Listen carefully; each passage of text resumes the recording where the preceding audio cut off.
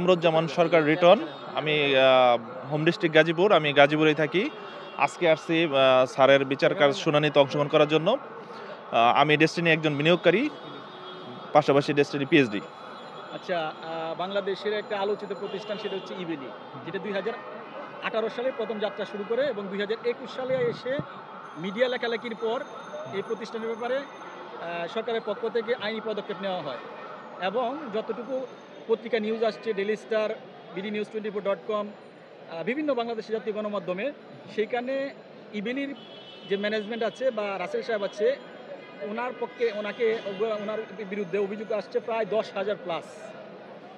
ডেস্টিনিতে বিনিয়োগকারী সংখ্যা কত বা ক্রেতা পরিবেশকের সংখ্যা কত? ডেস্টিনিতে ক্রেতা পরিবেশের সংখ্যা 45 লক্ষ প্লাস। এর মধ্যে আপনারা কতজন অভিযোগ করছেন? কোম্পানির বিরুদ্ধে অভিযোগ থাকলে আমরা করতাম, আমরা তো কোনো অভিযোগ পাই নাই। আমাদের টার্গেট একটাই, আমরা এখানে কাজ করে দেশকে সফলতা নিয়ে আসবো, নিজে সফল হব।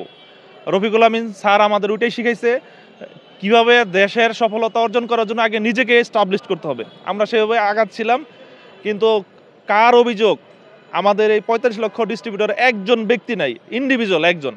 আমি চ্যালেঞ্জ করে বলতে পারি একজনের অভিযোগ দেখাইতে পারে নাই এই 12 বছর। শুধু 12টা বছর আমাদের জীবন থেকে হারিয়ে গেল। এই কোথা থেকে তার অভিযোগ পাইছে, কার কাছ থেকে পাইছে? যেখানে অভিযোগ করার কথা আমাদের, আমরা করলে একটা গ্রহণযোগ্যতা আসে। যেমন ইবেলের করছে, প্রায় 10,000 প্লাস অভিযোগ আসছে, কিন্তু তারা ছাইড়া দিল আগে ভাগে। আমাদের কোনো অভিযোগ নাই, আমাদের একজন ডিস্ট্রিবিউটর অভিযোগ নাই, একজন সাধারণ জনগণের অভিযোগ নাই, বিনিয়োগের অভিযোগ নাই, কোনো ফ্যামিলির অভিযোগ নাই। এই যে 12টা বছর ধরে এতগুলো লোক খেয়ে না খেয়ে তাদের সংসার পরিচালনা করতেছে। আমার সাথেও আজকে অনেকে আসছে, অন্য কোনো প্রতিষ্ঠানে যারা যায় নাই, কিছুই করে নাই, শুধুমাত্র কোনো রকম জীবন ধারণ করতেছে। শুধু একটা আশা, রফিকুল আমিন স্যার কবে মুক্তি পাবে এবং তার মুক্তির মাধ্যমে আমরা আবার পুনরায় ডেস্টিনিতে ঝাঁপিয়ে কাজ করতে পারবো এবং নিজেকে আবারও দেশের একটা ভালো অবস্থান নিয়ে যেতে পারবো এবং দেশকে আমরা নিজের জীবনের চেয়ে বেশি ভালোবাসি। এই কারণে আমরা এখনও দেশে পড়ে আছি এবং এই ডেস্টিনির মাধ্যমে দেশকে আমরা স্বনির্ভর করবো ইনশাল্লাহ, এটুক বিশ্বাস এখনও আছে, সামনে থাকবো। তবে সরকারের কাছে এগুলো আবেদন থাকবে একটাই, যত দ্রুত সম্ভব স্যারকে মুক্তি দিয়ে আমাদের মাঝে ফিরিয়ে দেওয়া হোক। স্যারের মাধ্যমে আমরা দেশকে পুনরায় প্রতিষ্ঠিত করতে চাই। ধন্যবাদ।